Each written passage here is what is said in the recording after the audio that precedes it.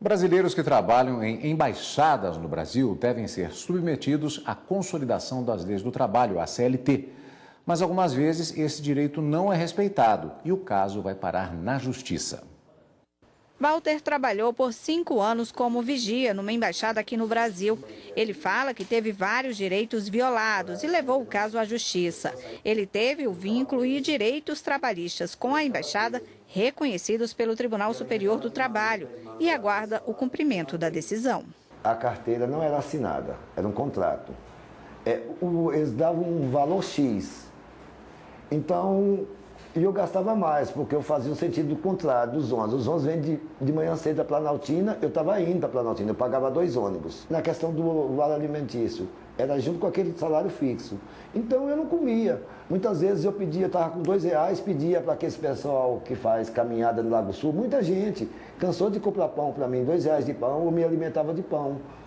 Não tinha guarita, eu ficava ao relento. E quando eu ia reclamar sobre alimentação, um dia eu ouvi a piadinha, tem manga aí. O presidente do sindicato que representa os trabalhadores brasileiros em embaixadas, consulados e organismos internacionais no Brasil diz que esse tipo de violação é muito comum, porque alguns empregadores justificam que deve ser aplicada a legislação do país da embaixada e não a de onde está instalada, nesse caso, o Brasil.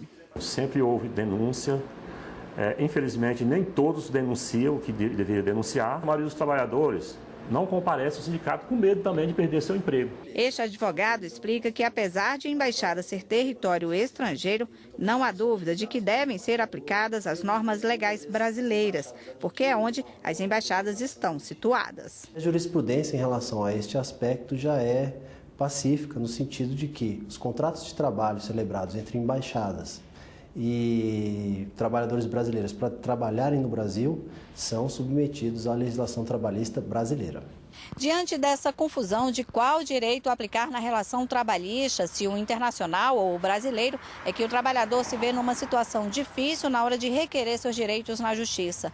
É que a imunidade jurisdicional e a impenhorabilidade de bens de embaixadas e organismos internacionais dificultam o trabalhador de receber indenização, mesmo depois de ter esse direito reconhecido pela justiça brasileira. Esse é um grande problema, é o famoso ganha, mas não leva, né? O processo ele transita em julgado e quando a gente inicia a fase de execução, se iniciam os entraves. Por quê?